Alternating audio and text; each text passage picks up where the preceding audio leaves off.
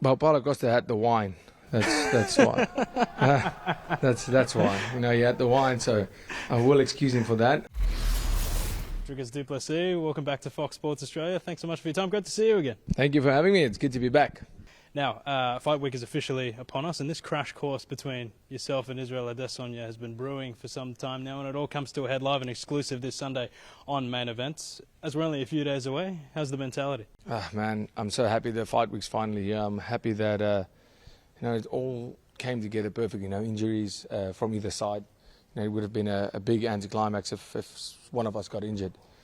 And that's the fight game. I mean, people like to almost give people a lot of crap for not being able to show up, but it's sometimes you just can't help it. I mean, injuries in the sport we do, it takes fighters know. It sometimes happens. So, you know, we're really, really happy. You know, the stars aligned. Fight Week's here, nobody's injured. The fight that people want to see, the fight that I wanted, is finally happening, and I can't wait.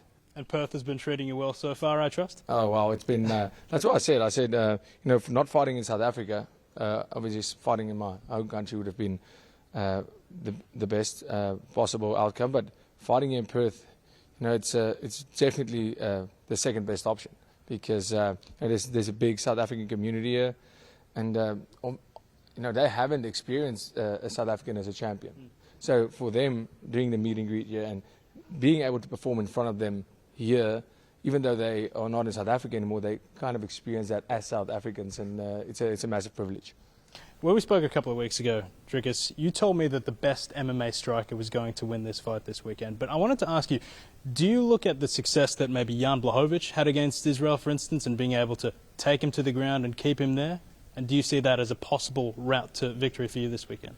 Yeah, I think, and I made it very clear. I said, like you said, the best MMA striker, but MMA being the key word there, mixed martial arts, and that's what Jan did well. I mean, in the beginning of the fight, he was being outstruck, and then he mixed it up. He started striking like an MMA fighter, and he used the ground game, and he used his size.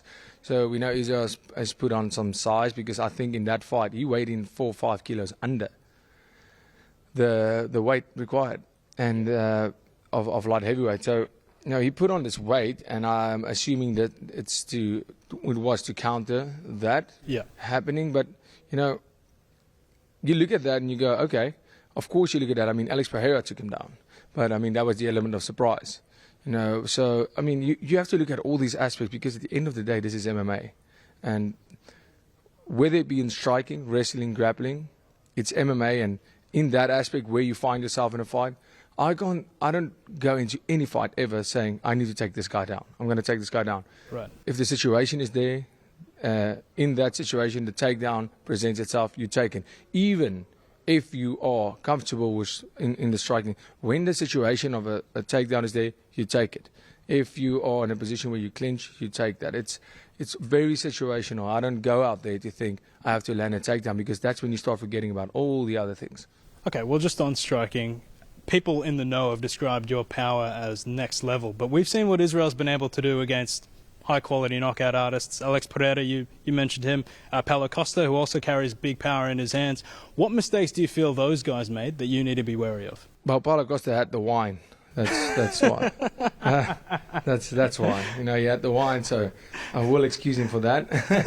And 100%, and Israel Adesanya is an elite level striker for sure, and we saw that with the Alex Pereira fight. In my honest opinion, Alex Pereira, if you look at the guy making 185, I used to fight at 170, and I know exactly what I'm talking about in the sense that how it takes your ability to take punches away, and we don't know about it. I mean, I'm not taking that away from Israel Adesanya. For him as an achievement to beat the guy that's beaten him 3 times. To say, I want that guy again, go out there and get it done.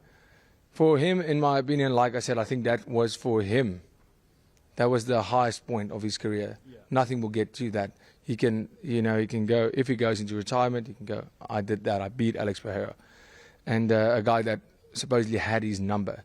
And so I mean, obviously he has that, but there's a power difference, I can tell you that. I want to pull you up on something that you said there. You mentioned Paulo Costa and the wine. Now, there's a video doing the rounds right now of you yelling, "Who the F is Izzy?"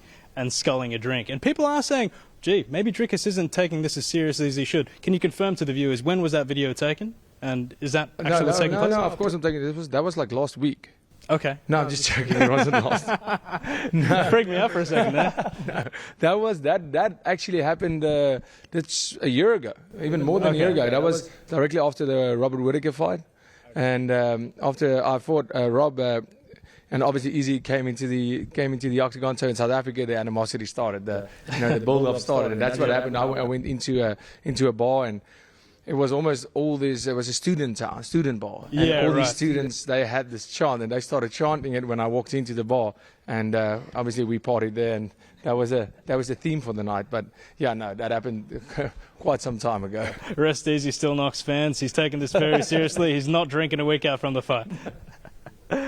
You mentioned Israel and the fact that you said that he might not have the fire and might not have the desire, especially after attaining that win over Alex Pereira.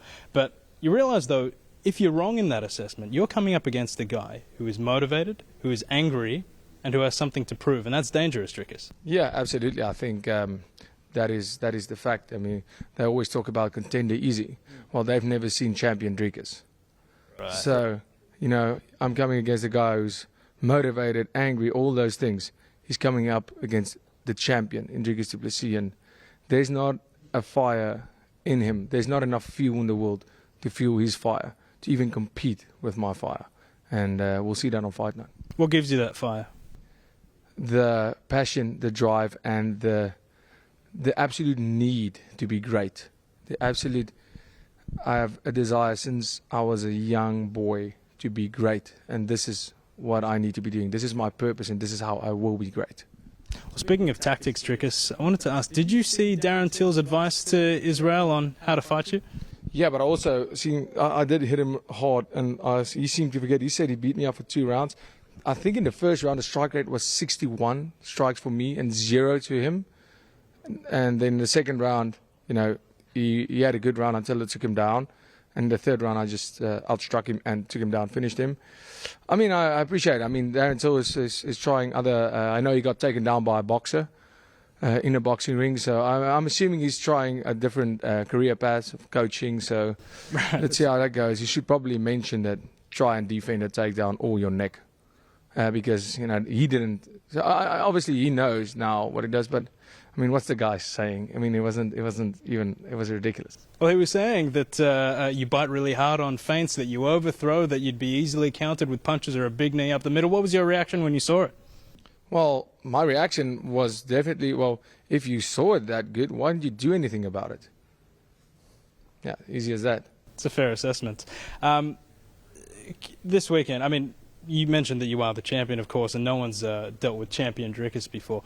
I wanted to get your thoughts on that Robert Whittaker fight that you mentioned. You said you'd love to see a #1 contender fight between him and Sean Strickland. He's since been announced to be fighting Khamzat Chimaev. Could I get the champion's thoughts on that matchup? Yeah, I think it's an incredible fight. I think really at this stage, with Khamzat, and once again, it's maybe not his fault that he had to pull out of all these fights, but, I kind of feel bad for Rob because he's fighting a guy that's not even ranked.